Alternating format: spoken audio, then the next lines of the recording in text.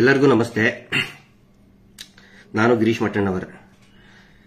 ಈಗ ಮಧ್ಯಾಹ್ನದ ಹೊತ್ತಿಗೆ ಈ ಲೈವ್ನಲ್ಲಿ ಯಾಕೆ ಮಾತಾಡ್ತಾ ಇದ್ದೀನಿ ಅಂತ ಹೇಳಿದ್ರೆ, ಎರಡು ವಿಷಯಗಳ ಬಗ್ಗೆ ಸಾರ್ವಜನಿಕರ ಗಮನಕ್ಕೆ ಮತ್ತು ಸೌಜನ್ಯ ಹೋರಾಟಗಾರರ ಎಲ್ಲ ಸೌಜನ್ಯ ಹೋರಾಟಗಾರರು ಮತ್ತು ಸೌಜನ್ಯಗಳಿಗೆ ನ್ಯಾಯ ಸಿಗಲಿ ಅಂತ ಹೇಳಿ ಇವತ್ತೇನು ರಾಜ್ಯಾದ್ಯಂತ ಜನ ಒಂದು ನ್ಯಾಯದ ಹಂಬಲವನ್ನ ಇಟ್ಕೊಂಡಿದ್ದಾರೆ, ಆಗ್ರಹವನ್ನ ಮಾಡ್ತಾ ಇದ್ದಾರೆ. ಅವರ ಗಮನಕ್ಕೆ ತರುವುದಕ್ಕೆ ಈ ಲೈವ್ ಮುಖಾಂತರ ಕೆಲವು ಪ್ರಮುಖ ಮಾಹಿತಿಗಳನ್ನ ಕೊಡುವಂತ ಪ್ರಯತ್ನ ಮಾಡ್ತಾ ಇದ್ದೀನಿ. ಏನಂತ ಹೇಳಿದ್ರೆ, ಈಗ ರಾಜ್ಯದಲ್ಲಿ ಇಷ್ಟೊಂದು ದೊಡ್ಡ ಮಟ್ಟದಲ್ಲಿ ಆಕ್ರೋಶ ಭುಗಿಲೇಳ್ತಾ ಇದೆ. ಹೀಗಾಗಿ ಆ ಸಂಸ್ಥೆಯವರು ಪರಮ ಪೂಜ್ಯರು ಅಂತ ಏನು ಅನಿಸ್ಕೊಳ್ತಾರೆ, ಅವರ ಕುಟುಂಬ, ಅವರ ಟ್ರಸ್ಟ್, ಆ ಕುಟುಂಬದವರು, ಧರ್ಮೋದ್ಯಮಿ ಕುಟುಂಬದವರು ನಿನ್ನೆ ಒಂದು ಆದೇಶವನ್ನ ಅವರ ಸಂಸ್ಥೆಯ ಸಿಬ್ಬಂದಿಗಳಿಗೆ ಹೊರಡಿಸಿದ್ದಾರೆ. ಯಾವುದು ಅವರ ಸಂಸ್ಥೆ ಅಂತ ಹೇಳಿದ್ರೆ, ಏನಿದು ಗ್ರಾಮಾಭಿವೃದ್ಧಿ ಯೋಜನೆ ಅಂತ ಹೇಳಿ ಮೀಟರ್ ಬಡ್ಡಿ ದಂಧೆ ಮಾಡ್ತಾರೆ ಅವರು. ಪ್ರತಿ ಗ್ರಾಮಗಳಲ್ಲಿ ಕೂಡ ಮೀಟರ್ ಬಡ್ಡಿ ದಂಧೆ. ಈ ಮೈಕ್ರೋ ಲೈಸೆನ್ಸ್ ಇಲ್ಲ ಅವರದು, ಯಾವುದೇ ರೀತಿಯಾದಂತಹ ಲೈಸೆನ್ಸ್ ಇಲ್ಲದೇನೆ ಕಳೆದ 30 ವರ್ಷದಿಂದ ಮೀಟರ್ ಬಡ್ಡಿ ನಡೆಸ್ತಾನೆ ಬಂದಿದ್ದಾರೆ. ಅದರಿಂದ ಅನೇಕ ಜನರು ಆತ್ಮಹತ್ಯೆ ಮಾಡ್ಕೊಂಡಿದ್ದಾರೆ. ನೀವು ಅನೇಕ ಈ ಮೈಕ್ರೋ ಫೈನಾನ್ಸ್ ನಿಂದ ಊರು ಬಿಟ್ಟು ಅಂತ ನೀವು ಕೇಳಿದ್ರಲ್ಲ, ಅದೇ ಸಂಸ್ಥೆ. ಆ ಸಂಸ್ಥೆಯಲ್ಲಿ ಅನೇಕ ಜನ ಸಿಬ್ಬಂದಿಗಳು ಕೆಲಸ ಮಾಡ್ತಾ ಇದ್ದಾರೆ, ಸಾವಿರಾರು ಜನ ಕೆಲಸ ಮಾಡ್ತಾ ಇದ್ದಾರೆ. ಅದರಲ್ಲಿ ಅನೇಕ ಜನ ಹೋರಾಟದ ಪರವಾಗಿದ್ದಾರೆ. ಅಂದ್ರೆ ಸೌಜನ್ಯಗಳಿಗೆ ನ್ಯಾಯ ಸಿಗಲಿ, ಅಲ್ಲಿ ಆಗ್ತಾ ಇರುವಂತಹ ಅತ್ಯಾಚಾರಗಳೇನಿದೆ ಅವು ಎಲ್ಲವರಿಗೂ ಕೂಡ ನ್ಯಾಯ ಸಿಗಲಿ, ಅದು ಬಯಲಾಗಬೇಕು ಅನ್ನೋರು ನಮ್ಮ ಪರವಾಗಿನೇ ಇದ್ದಾರೆ.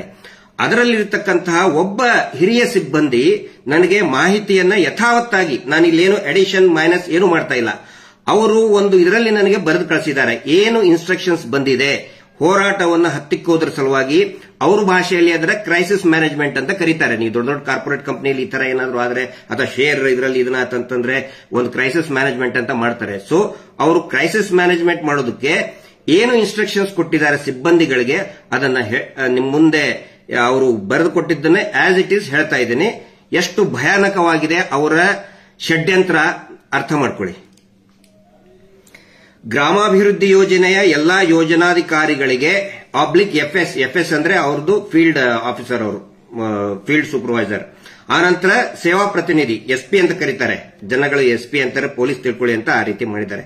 ಮತ್ತು ಎಸ್ಪಿ ಸೇವಾ ಪ್ರತಿನಿಧಿಗಳಿಗೆ 1ನೇ ಪಾಯಿಂಟ್, ನಿಮ್ಮ ವ್ಯಾಪ್ತಿಯ ಎಲ್ಲಾ ಹಿಂದೂ ಧಾರ್ಮಿಕ ಮಠ ಮಂದಿರಗಳ ವಿಳಾಸ, ಧಾರ್ಮಿಕ ಮುಖಂಡರು, ಸ್ವಾಮೀಜಿಗಳು ಮತ್ತು ಕಚೇರಿ ಸಿಬ್ಬಂದಿಗಳು, ಅಂದ್ರೆ ಎಲ್ಲಾ ಮಠಕ್ಕೂ ಕೂಡ ಒಂದು ಕಚೇರಿ ಇರ್ತದಲ್ಲ, ಆಫೀಸ್ ಇರ್ತದಲ್ಲ, ದೇವಸ್ಥಾನಕ್ಕೂ ಕೂಡ ಒಂದು ಟ್ರಸ್ಟ್ ಅಥವಾ ಏನೋ ಒಂದು ಆಫೀಸ್ ಇರ್ತದೆ.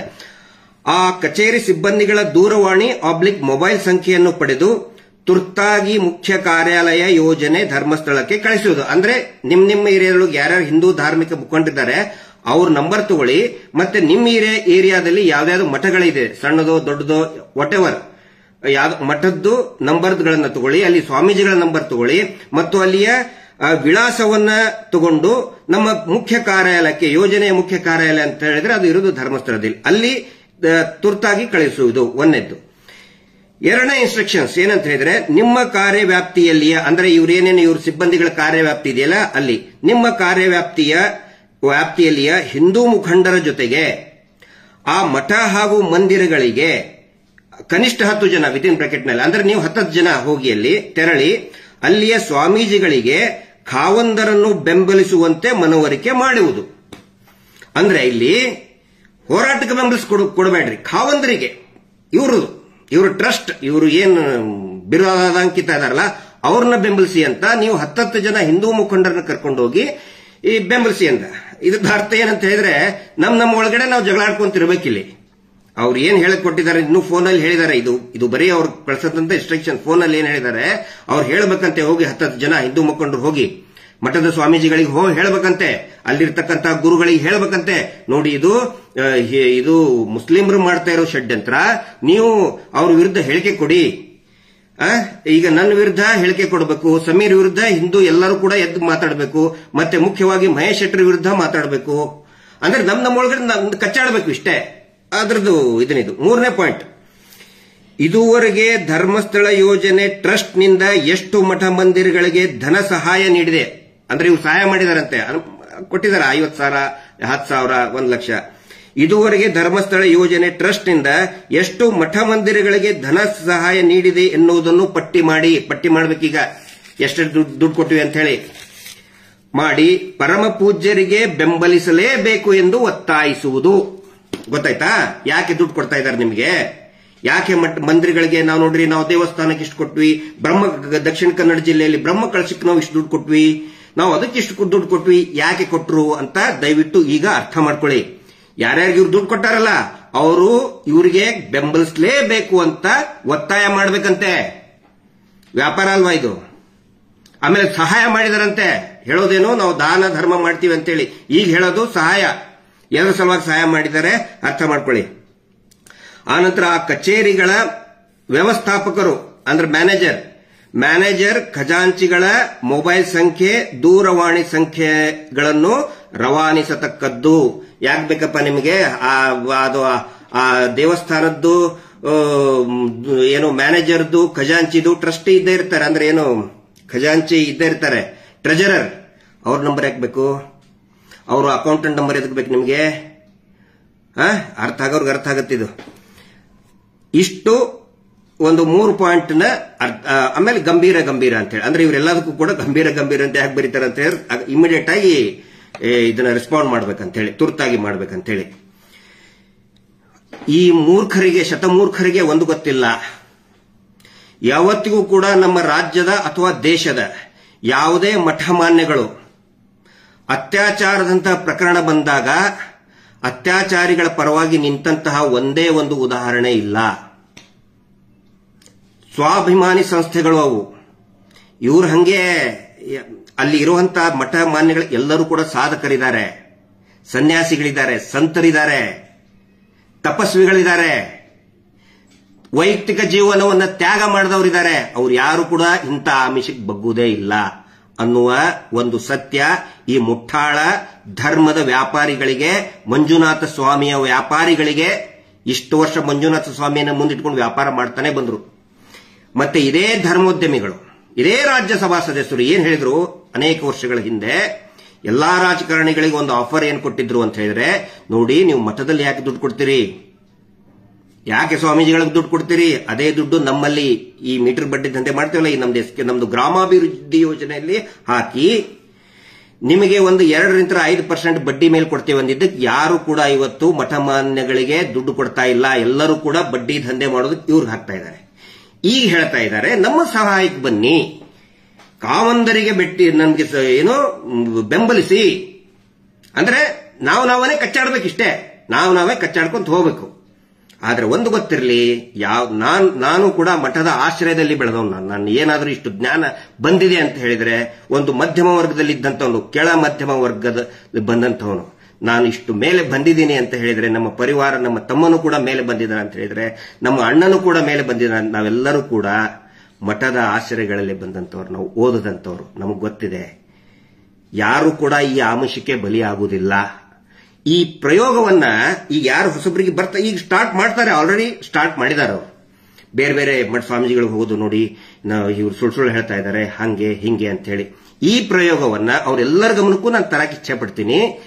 1.5 ವರ್ಷದ ಹಿಂದೆ ಯಾವಾಗ ಸಂತೋಷ್ ರಾವ್ ಖುಲಾಸೆ ಆದ, ಅಂದ್ರೆ ಆರ್ಡರ್ ಬಂತು ಕೋರ್ಟಿಂದ ಅವನು ಅಪರಾಧಿ ಅಲ್ಲ ಅಂತ, ಅವಾಗಲೂ ಕೂಡ ದೊಡ್ಡ ಮಟ್ಟದ ಹೋರಾಟ ಭುಗಿಲೇಳ್ತದೆ ದಕ್ಷಿಣ ಕನ್ನಡ ಜಿಲ್ಲೆಯಲ್ಲಿ, ಉಡುಪಿಯಲ್ಲಿ ಮಹೇಶ್ ಶೆಟ್ಟಿ ತಿಮ್ಮರೋಡಿ ಅವರ ಒಂದು ನೇತೃತ್ವದಲ್ಲಿ. ಅವಾಗ ಏನ್ ಮಾಡಿದ್ರು, ಇವ್ರು ಯಾರ್ಯಾರಿಗೆ ಬ್ರಹ್ಮ ಕಳಶಕ್ಕೆ, ಯಾವ್ಯಾವ ದೇವಸ್ಥಾನಕ್ಕೆ ಬ್ರಹ್ಮ ಕಳಶಕ್ಕೆ ಅದಕ್ಕೆ ಇದಕ್ಕೆ ದುಡ್ಡು ಕೊಟ್ರಲ್ಲ ಎಲ್ಲರಿಗೂ ಪತ್ರ ಬರೆದ್ರು. ನೀವು ಸೌಜನ್ಯ ಹೋರಾಟಕ್ಕೆ ಮಹೇಶ್ ಶೆಟ್ಟಿ ತಿಮ್ಮರೋಡಿ ಬೆಂಬಲಿಸೋದಕ್ಕೆ ನೀವು ಹೋಗಬಾರದು ಅಂತ ಪತ್ರ ಬರೆದ್ರು. ಆಗ ಅಲ್ಲಿರ್ತಕ್ಕಂಥ ಜನ ತೀರ್ಮಾನ ಮಾಡಿದ್ರು, ಸೌಜನ್ಯ ನಮ್ಮ ಮನೆ ಮಗಳು, ಅತ್ಯಾಚಾರದಂತ ಪ್ರಕರಣ ಇದು, ನಾವು ಮಹೇಶ್ ಶೆಟ್ಟಿ ತಿಮ್ಮರೋಡಿ ಅವ್ರ ಜೊತೆಗೆ ನಿಂತ್ಕೊಳ್ತೇವೆ, ಸೌಜನ್ಯ ನ್ಯಾಯ ನಮಗೆ ಬೇಕಪ್ಪ, ನಮ್ಗೆ ಅವ್ರ ಪರವಾಗಿ ಇವ್ರ ಪರವಾಗಲ್ಲ, ನಮಗೆ ನ್ಯಾಯ ಬೇಕು ಅಂತ ಹೇಳಿ ಯಾರು ಕೂಡ ಈ ಪರಮ ಪೂಜ್ಯ ಬಡ್ಡಿ ಪೂಜ್ಯರನ್ನ ಮೀಟರ್ ಬಡ್ಡಿ ದಂಧೆ ಮಾಡತಕ್ಕಂತಹ, ಲೈಸೆನ್ಸ್ ಇಲ್ಲದೆ ಮೀಟರ್ ಬಡ್ಡಿ ಮಾಡತಕ್ಕಂತಹ ಇವ್ರನ್ನ ಯಾರು ಬೆಂಬಲಿಸಲಿಲ್ಲ. ಅವಾಗೇ ಏಟ್ ಬಿದ್ದಿದೆ ಅವರಿಗೆ, ಅವಾಗೇ ಪಾಠ ಕಲಿಬೇಕಾಗಿತ್ತು. ಒನ್ಸ್ ಅಗೇನ್ ಸೇಮ್ ಅದೇ ಟೆಕ್ನಿಕ್ ಯೂಸ್ ಮಾಡ್ತಾ ಇದ್ದಾರೆ. ಇದನ್ನ ನಾನು ಸಾರ್ವಜನಿಕರ ಗಮನಕ್ಕೆ ತರ್ತಾ ಇದ್ದೇನೆ. ನಮ್ಮ ಉದ್ದೇಶ ಇಷ್ಟೇ ನೋಡಿ, ಇದರಲ್ಲಿ ಯಾವುದೇ ರೀತಿಯಾದಂತಹ ಕಲಹಗಳು ಆಗಬಾರ್ದು, ಗ್ರಾಮಗಳಲ್ಲಿ ಕಲಹಗಳು ಆಗಬಾರ್ದು. ಇವ್ರು ಮಾಡ್ಕೊಂತಾನೆ ಬಂದ್ರು. ಇವ್ರು ಮೀಟರ್ ಬಡ್ಡಿ ದಂಧೆ ವಾರ ಕಟ್ಟಲಿಲ್ಲ ಅಂತ ಹೇಳಿದ್ರೆ ಆ ಜಾತಿಗೆ ಈ ಜಾತಿ, ಈ ಜಾತಿಗೆ ಆ ಜಾತಿ ಕಟ್ಟಿ ಹೊಡೆದಾಡ್ಸ್ತಾನೆ ಬಂದ್ರು. ಇವ್ರ ಕೆಲಸ ಅದೇ, ಎಲ್ಲರನ್ನು ಕಚ್ಚಾಡಿಸಬೇಕು, ಹೊಡೆದಾಡಿಸಬೇಕು, ತಾವು ಸೇಫ್ ಆಗಿರಬೇಕು. ಈಗ ಈ ಸೌಜನ್ಯ ಪ್ರಕರಣದ ನ್ಯಾಯ ಕೇಳಕತ್ತ ಮೇಲೆ ಈ ಒಂದು ತಂತ್ರಗಾರಿಕೆಯನ್ನು ಮಾಡ್ತಾ ಇದ್ದಾರೆ. ತಮ್ಮ ಗಮನಕ್ಕೆ ತರ್ತಾ ಇದ್ದೀನಿ. ಇನ್ನು ಕೆಲವೊಂದಿಷ್ಟು ಜನ ಯೂಟ್ಯೂಬರ್ಸ್ಗೆ ಬನ್ನಿ ಧರ್ಮಸ್ಥಳಕ್ಕೆ ಅಂತ ಹೇಳಿ ಬಂದು ಏನೇನೋ ಆಮಿಷವನ್ನ ಒಡ್ಡುವಂತ ಕೆಲಸನೂ ಕೂಡ ಮಾಡ್ತಾ ಇದ್ದಾರೆ.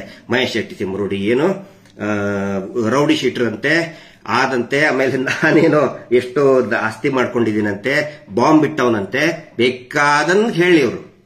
ಬಾಂಬ್ ಎಸ್ ಐ ಅಂತಂದ್ರೆ ನನ್ನ ಬ್ರ್ಯಾಂಡ್ ಅದು, ನಾನೇನದಕ್ಕೆ ಮುಜುಗರ ಪಟ್ಕೊಳ್ಳಲ್ಲ. ಮಹೇಶ್ ಶೆಟ್ಟಿ ತಿಮ್ಮರೋಡಿ ಅವರು ಹೇಳ್ತಾರಲ್ಲ, ಇವತ್ತೊಬ್ಬವನು ಲೈಸೆನ್ಸ್ ಇಲ್ಲದ ಚಾನಲ್ ಅವ್ನು ಹೇಳ್ತಾ ಇದ್ದಾನಲ್ಲ, ಅವಾಗ ಹೇಳಿದ್ದನ್ನ ಈಗ ರಿಪೀಟ್ ಮಾಡ್ತಾ ಇದ್ದಾರೆ. ಎಷ್ಟೋ ದುಡ್ಡು ಬಂತು, 1 ಕೋಟಿ ಎಲ್ಲಿಂತ ಆಸ್ತಿ ಮಾರಿದ್ದಾರೆ ಅವರು. ಹೋರಾಟದ ಸಲುವಾಗಿ ಅವರ ಸ್ವಂತ ಆಸ್ತಿಯನ್ನ ಮಾರಿದ್ದಾರೆ. ಇನ್ನೊಬ್ಬರ ಕಡೆ ಅಂತ ತಗೊಳ್ಳೋದು ದೂರ ಉಳಿತು. ಬರೀ ಸುಳ್ಳು ಅಪಪ್ರಚಾರ ಮಾಡ್ಕೊಂತ ಹೋಗ್ತಾ ಇದ್ದಾರೆ. ಅವರ ಆಸ್ತಿ ಮಾಡಿದ ದುಡ್ಡದು ವೈಟ್ ಅಮೌಂಟ್ ನಲ್ಲೇ ತಗೊಳ್ತಿದ್ದಾರೆ. ಏನಾದ್ರು ಕ್ಯಾಶ್ ಇವ್ರು ಹಂಗೆ ವಾರ ನಗದಿ ತಗೋತಾರಲ್ಲ, ಹಂಗ್ ತಗೊಂಡಿಲ್ಲ ಅವರು. ಪ್ರಾಮಾಣಿಕರು ಇದ್ದಿದ್ದಕ್ಕೇ ಅಕೌಂಟ್ ಅಲ್ಲಿ ತಗೊಂಡಿದ್ದಾರೆ ಅವರು. ಇಲ್ಲ ಅಂತಂದ್ರೆ ಏನೋ ವಸೂಲಿ ಮಾಡಿದ್ರೆ ಕ್ಯಾಶ್ ಅಲ್ಲಿ ತಗೋತಾ ಇದ್ರು. ಹಿಂಗಾಗಿ ಅಕೌಂಟ್ ಅಲ್ಲಿ ತಗೊಂಡಿದ್ದಾರೆ, ಅವರು ಆಸ್ತಿ ಮಾರಿದ್ದಾರೆ. ಆಮೇಲೆ ನನ್ನ ಬಗ್ಗೆ ಆಗ್ಲಿ ಅಥವಾ ಇನ್ನು ಸಮೀರಿನ ಬಗ್ಗೆ ಆಗ್ಲಿ ನೋಡಿ, ವಾಟ್ ಎವರ್ ಏನೇ ಇದ್ರೆ ಅದಕ್ಕೆ ಸಂಬಂಧಪಟ್ಟಂತ ಇಲಾಖೆ ಇದೆ. ನಾನು ದುಡ್ಡು ಹೆಂಗ್ ಮಾಡ್ತೇನೋ, ನನ್ ಬಂಗಾರದ ಗಣಿ ಐತೆ ಅಂತ ಹೇಳ್ತೇನಪ್ಪ. ನಾನು ಬಂಗಾರದ ಗಣಿ ಐತೆ ನಂದು, ಅದನ್ನ ಕೇಳಕ್ ಇದಾರೆ, ಇಲಾಖೆದವ್ರು ಇದಾರೆ, ಉತ್ತರ ಕೊಡ್ತೀವಿ. ಸೌಜನ್ಯ ಬಗ್ಗೆ, ಅಲ್ಲಿ ನಡೆದಂತ ಕೊಲೆ ಬಗ್ಗೆ ಅದ್ರ ಬಗ್ಗೆ ಮಾತಾಡಿ, ನೀವು ಅದ್ರ ಬಗ್ಗೆ ಉತ್ತರ ಕೊಡಿ ಅಂತ ಹೇಳಿ ನಮ್ಮ ಬಗ್ಗೆ ಪ್ರಶ್ನೆ ಹೇಳ್ತೀರಿ. ಯಾರ ಪ್ರಶ್ನೆ ಹೇಳಿ, ಸಂಬಂಧಪಟ್ಟಂತ ಇಲಾಖೆಯವ್ರು ಹೇಳಿ ಉತ್ತರ ಕೊಡ್ತೀವಿ, ನೋ ವರೀಸ್. ಆನಂತರ ನಾವು ಏನು ಪ್ರಯತ್ನ ಮಾಡ್ತಾ ಇದೀವಿ, ಅನೇಕ ಜನ ಯೂಟ್ಯೂಬರ್ಗಳು ಮಾಹಿತಿಯನ್ನ ಕೇಳ್ತಾ ಇದ್ದಾರೆ, ಆಸಕ್ತಿ ಇರುವಂತವ್ರು ಸುಮಾರು ಜನ ಕೇಳ್ತಾ ಇದ್ದಾರೆ. ಅದಕ್ಕೆ ನಾವು ನಮ್ಮ ಕಡೆಯಿಂದ ಒಂದು ಏನು ಪ್ರಯತ್ನ ಆಯ್ತು, ಎಲ್ಲಾ ದಾಖಲೆಗಳನ್ನು ಒಟ್ಟಾಗಿ ಒಂದು QR ಕೋಡ್ ಅಂತ, ಸ್ಕ್ಯಾನ್ QR ಕೋಡ್ ಅಂತ ಮಾಡಿದ್ವಿ. ಬರೀ 12 ತಾಸಿನಲ್ಲಿ ನಿನ್ನೆ 2.5 ಲಕ್ಷ ಜನ ಅದನ್ನ ಸ್ಕ್ಯಾನ್ ಮಾಡ್ಕೊಂಡ್ರು, ಡಾಕ್ಯುಮೆಂಟ್ಸ್ ತಗೊಂಡ್ರು. ಇವತ್ತು ಬೆಳಗ್ಗೆವರೆಗೆ 5 ಲಕ್ಷ ಜನ ಅದಕ್ಕೆ ಎಂಟ್ರಿ ಆಗಿದ್ದಾರೆ. ಯೂಶುವಲಿ ಮೋರ್ ದನ್ 10,000 ಅಂದ್ರೆ ಪ್ರಾಪರ್ ಆಗಿ ಅದು ಇದನ್ನ ವರ್ಕ್ ಆಗಲ್ಲ. ಅಂತದ್ರಲ್ಲಿ 5 ಲಕ್ಷ ಜನ ಅದನ್ನ QR ಕೋಡ್ ಸ್ಕ್ಯಾನ್ ಮಾಡಿ ಡಾಕ್ಯುಮೆಂಟ್ಸ್ ತಗೊಂಡಿದ್ದಾರೆ. ನಮ್ಮ ಪ್ರಯತ್ನ ಏನಂತ ಹೇಳಿದ್ರೆ ನೋಡಿ, ಸುಮಾರು ಜನ ಈಗ ಹೊಸದಾಗಿ, ಈ ಮುಂಚಿನ ಎಲ್ಲ ನಾವು ಹೇಳ್ತಾನೆ ಬಂದ್ವಿ, ಹೊಸಬರಿಗೆ ಅನೇಕ ಡೌಟ್ಗಳು ಇದೆ ಮತ್ತು ಡೌಟ್ಗಳು ಇರಬೇಕು. ಆ ಸಂಶಯಗಳನ್ನ ನಾವು ಸ್ವಾಗತ ಮಾಡ್ತೀವಿ. ಎಷ್ಟೋ ಜನ ನಮಗೆ ಪ್ರಶ್ನೆ ಕೇಳ್ತಾರೆ, ಹೆಲ್ದಿ ಪ್ರಶ್ನೆಗಳನ್ನ ಕೇಳ್ತಾ ಇದ್ದಾರೆ, ವಿ ವೆಲ್ಕಮ್. ಅದರ ಸಲುವಾಗಿ ಏನೇನು ದಾಖಲೆಗಳಿದೆ ಎಲ್ಲಾ ದಾಖಲೆಗಳನ್ನು ಒಟ್ಟಾಗಿ, ಇನ್ನೂ ಕೂಡ ಅನೇಕ ದಾಖಲೆಗಳನ್ನ ಅದರಲ್ಲಿ ಆಡ್ ಮಾಡಬೇಕು. ಫಾರ್ ಎಕ್ಸಾಂಪಲ್, ಇವು ಸಿಸಿ ಕ್ಯಾಮೆರಾ ಇಲ್ಲ ಅಂತ ಏನೇನು ಹೇಳ್ತಾ ಇದ್ದಾರಲ್ಲ, ನಿನ್ನೆ ಸ್ವತಃ SP ದಕ್ಷಿಣ ಕನ್ನಡ ಜಿಲ್ಲೆ ಆಗಿಂದು, ಈಗಿಂದಲ್ಲ, ಆವಾಗ ಅಭಿಷೇಕ್ ಗೋಯಲ್ ಅಂತ ಹೇಳಿ SP ಒಬ್ಬ IPS ಅಧಿಕಾರಿ ಇದ್ರು. ಅವರು ಸಿಸಿ ಕ್ಯಾಮೆರಾ ಇದೆ ಅಂತ ಹೇಳಿ ಸೌಜನ್ಯ ಘಟನೆ ನಡೆದು ಸಂತೋಷ್ ರಾವ್ನ ಇವರು ಅರೆಸ್ಟ್ ಮಾಡಿದ ಮೇಲೆ, ಅವ್ರದ್ದೇನು ಹಿಡಿದು ಕೊಟ್ರಲ್ಲ ಆ ರೇಪಿಸ್ಟ್ಗಳು, ಅದಾದ ಮೇಲೆ ಒಂದು ದೊಡ್ಡ ಪ್ರತಿಭಟನೆ ಇದನ್ನಾಗಿತ್ತು. ಅವಾಗ ಸ್ವತಃ SP ಅಭಿಷೇಕ್ ಗೋಯಲ್ ಸಾಹೇಬ್ರೆ ಹೇಳಿದ್ದನ್ನ, ಅಲ್ಲಿ 2 ಸಿಸಿ ಕ್ಯಾಮೆರಾ ಇತ್ತು, ಅದನ್ನ ನಾವು ವೆರಿಫೈ ಮಾಡ್ತಾ ಇದ್ದಿದ್ದನ್ನ ತೋರಿಸಿದ್ದೇವೆ. ಇದುವರೆಗೂ ಕೂಡ ಅದು ಯಾರಿಗೂ, ಅಂದ್ರೆ ಬೇರೆ ಬೇರೆ ಸಭೆಯಲ್ಲಿ ನಾವು ಹೇಳಿದ್ದೇವೆ, ಹಿಂದೆ 1 ವರ್ಷದ ಹಿಂದೆ ಅನೇಕ ಸಭೆಗಳಲ್ಲಿ ಹೇಳಿದ್ದೀವಿ. ಬಟ್ ಹೊಸ ಏನು ವ್ಯೂವರ್ಸ್ ಇದ್ದಾರೆ ಅವರಿಗೆ ಗೊತ್ತಾಗಲಿ ಅಂತ ಹೇಳಿ ನಾವು ಅದನ್ನ ತೋರಿಸಿದ್ದೀವಿ. ಸೊ ಡೌಟ್ ಕೇಳಿ, ನಾವು ಅದನ್ನ ಸಂಶಯ ಪಡಬೇಕು. ಯಾಕಂದ್ರೆ ಇಟ್ ಇಸ್ ಕ್ರಿಮಿನಲ್ ಅಫೆನ್ಸ್ ಬಗ್ಗೆ ಇರುವಂತದ್ದು. ಡೌಟ್ಗಳು ಸಹಜವಾಗಿರ್ತವೆ. ಎಲ್ಲರಿಗೂ ಕೂಡ ಆ ಡೌಟ್ ಕ್ಲಿಯರ್ ಮಾಡ್ಕೊಳ್ಳಿ ಅಂತ ಹೇಳಿ ಎಲ್ಲಾ ಡಾಕ್ಯುಮೆಂಟ್ಸ್ ಒಟ್ಟಾಗಿ ಒಂದು QR ಕೋಡ್ ಅಲ್ಲಿ ಹಾಕುವಂತ ಪ್ರಯತ್ನ ನಾವು ಮಾಡ್ತಾ ಇದ್ರೆ, ಇವ್ರು ಏನ್ ಮಾಡ್ತಾ ಇದ್ದಾರೆ, ಆ QR ಕೋಡ್ ಅನ್ನ ಹ್ಯಾಕ್ ಮಾಡಿ ಅದರಲ್ಲಿ ಸೌಜನ್ಯಾಳ ಫೋಟೋವನ್ನ ಡಿಲೀಟ್ ಮಾಡ್ಸಕ್ ನೋಡ್ತಾ ಇದ್ದಾರೆ. ಯಾಕೆ ಹಿಂಗ್ ಮಾಡ್ತಾ ಇದ್ದಾರೆ ಅಂತ ಹೇಳಿದ್ರೆ ಅದಕ್ಕೊಂದು ಪ್ರಮುಖ ಕಾರಣ ಇದೆ. ಆಸ್ ಪರ್ ಇದರ ಏನೋ IPC ಮತ್ತೆ ಈಗ ಇದರಲ್ಲಿನೂ ಕೂಡ ಇದೆ, ಏನೋ BNS ನಲ್ಲಿನೂ ಕೂಡ ಇದೆ. ಅತ್ಯಾಚಾರದ ವಿಕ್ಟಿಮ್ ಏನಿರ್ತಾರೆ, ರೇಪ್ ವಿಕ್ಟಿಮ್ ಏನಿರ್ತಾರೆ, ಅವರ ಫೋಟೋವನ್ನ, ಆ ನಂತರ ಎಸ್ಪೆಷಲಿ ವಿದಿನ್ 18 ಇಯರ್ಸ್ ಏನಿರ್ತಾರೆ, ಆ ಫೋಟೋವನ್ನ ಸಾರ್ವಜನಿಕವಾಗಿ ಪ್ರದರ್ಶನ ಮಾಡಬಾರದು ಅಂತ ಒಂದು ರೂಲ್ಸ್ ಇದೆ. ಬಹುಶಃ ಎಲ್ಲರಿಗೂ ಕೂಡ ಗೊತ್ತಿರಬಹುದು. ಅತ್ಯಾಚಾರಿಗಳು ಏನ್ ಮಾಡ್ತಾ ಇದ್ದಾರೆ, ಆ ಕಾನೂನನ್ನು ಯೂಸ್ ಮಾಡ್ತಾ ಇದ್ದಾರೆ ಅವರು ಬಚಾವಾಗೋದಕ್ಕೆ.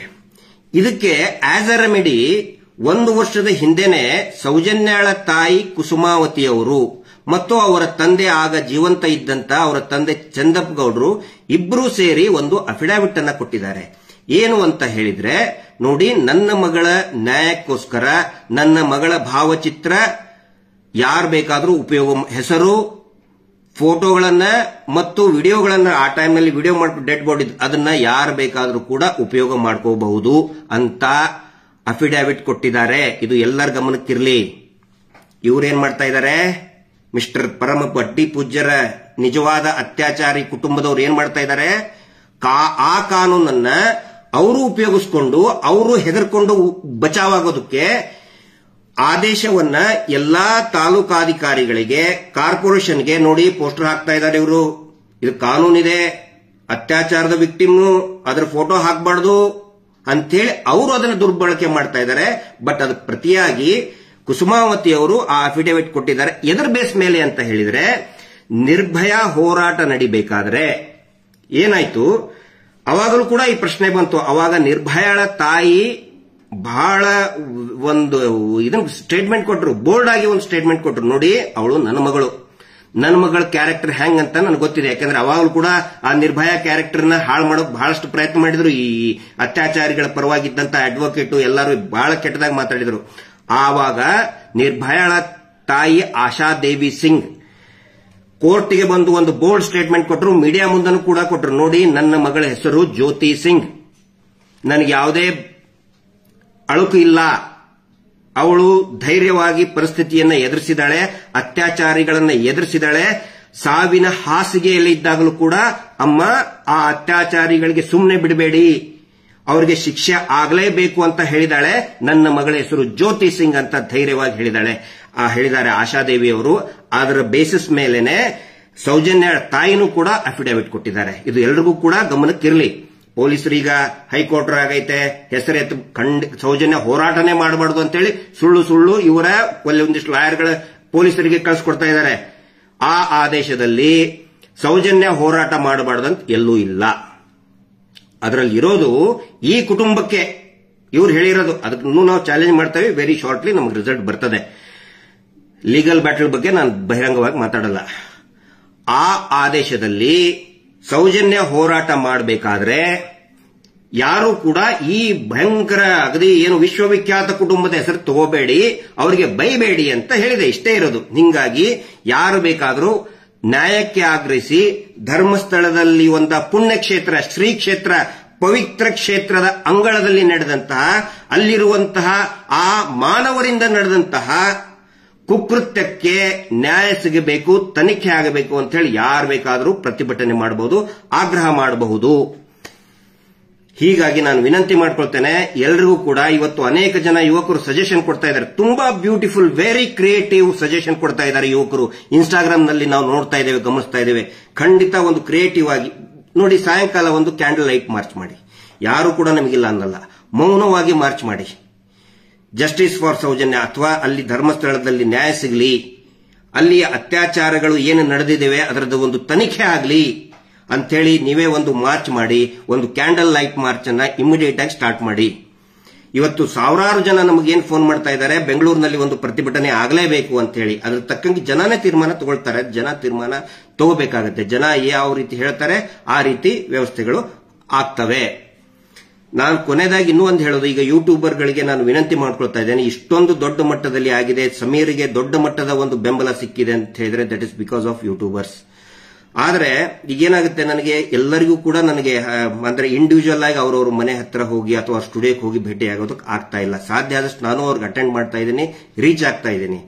ಆನಂತರ ಸಮೀರ್ ಅವರಿಗೂ ಕೂಡ ಅವರದೇ ಆದಂತಹ ಒಂದು friends, YouTube basically is a YouTuber, ಅವ್ರದೇ ಆದಂತಹ ಫ್ರೆಂಡ್ ಸರ್ಕಲ್ ಇರ್ತದೆ. ಅವ್ರ ಜೊತೆಗೆ ಭೇಟಿ ಆಗ್ತಾರೆ, ಭೇಟಿಯಾದಾಗ ಫೋಟೋ ತಕ್ಕೋತಾರೆ. ಅದನ್ನು ಹೋದ್ಮೇಲೆ ಬೇರೆಯವರು ಈಗ professional jealousism or what ever competition ಇರ್ತದೆ.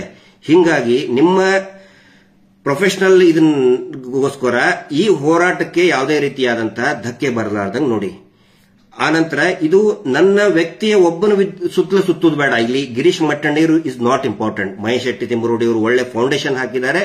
ಮತ್ತೆ ಸಮೀರ್ನಂತಹ ಅನೇಕ ಯೂಟ್ಯೂಬರ್ಗಳು ಮಾತಾಡ್ತಾ ಇದ್ದಾರೆ. ಅವರ್ ಜಾಬ್ ಇಸ್ ಟು ಏನೇನು ಅಲ್ಲಿ ಟೆಕ್ನಿಕಲ್ ಲೂಪ್ ಹೋಲ್ಸ್ ಆಗಿದೆ, ಇನ್ವೆಸ್ಟಿಗೇಷನ್ ಲೂಪ್ ಹೋಲ್ಸ್ ಆಗಿದೆ, ಅದನ್ನಿಷ್ಟೇ. ಹೀಗಾಗಿ ಇದು ನಮ್ಮ ಸುತ್ತಲೂ ಸುತ್ತಬಾರದು, ನ್ಯಾಯಕ್ಕೋಸ್ಕರ ಮಾಡಬೇಕು. ನಮ್ಮ ಹೆಸರೇ ಬರಬೇಕು ಅಂತ ಎಲ್ಲೂ ಇಲ್ಲ. ಖಂಡಿತ ನಮ್ಮ ಆ ಆಸೆ ನಮಗಿಲ್ಲ. ಯಾಕಂದ್ರೆ ಒಬ್ರು ನಮ್ಮ ಸ್ನೇಹಿತರು ಬಂದು ಹೋಮ್ ಟೂರ್ ಮಾಡಿದ್ರು, ಕೆಲವೊಬ್ರು ಆಕ್ಷೇಪ ವ್ಯಕ್ತಪಡಿಸಿದ್ದಾರೆ. ನಾನು ಯಾರಿಗೂ ಕೂಡ ಹೋಮ್ ಟೂರ್ ಮಾಡಿ ಅಂತ ಹೇಳಿಲ್ಲ. ಬಟ್ ಸಡನ್ ಆಗಿ ಕ್ಯಾಮ್ರಾ ತಗೊಂಡು ಬಂದಾಗ ಅವರು ರಿವೀಲ್ ಮಾಡ್ತಾರೆ, ಇಲ್ಲ ನಿಮ್ಮ ಬಗ್ಗೆ ಆಸಕ್ತಿ ಇರ್ತದೆ ಅಂತ ಹೇಳಿ. ಬಟ್ ಪರ್ಸನಲಿ ನನಗೆ ನನ್ನ ವೈಯಕ್ತಿಕ ಜೀವನದ ಏನೋ ಮಾಡಿಬಿಟ್ಟೆ ಅಂತ ಹೇಳೋದಕ್ಕೆ ಖಂಡಿತ ಆಸಕ್ತಿ ಇಲ್ಲ. ಸೀರಿಯಸ್ ಇಶ್ಯೂ ಸೌಜನ್ಯ ಪ್ರಕರಣ, ಅಲ್ಲಿ ನಡೆದಂತ ಹತ್ಯೆ, ಇದು ಸೀರಿಯಸ್ ವಿಷಯ. ಅದರ ಸುತ್ತಲೂ ಕೂಡ ಇದು ಏನೋ ಅದರ ಕುರಿತಾಗಿ ಫೋಕಸ್ ಆಗಿ ಎಲ್ಲರೂ ಕೂಡ ವ್ಯಕ್ತಿಗತವಾಗಿ ಫೋಕಸ್ ಆಗೋದು ಬೇಡ.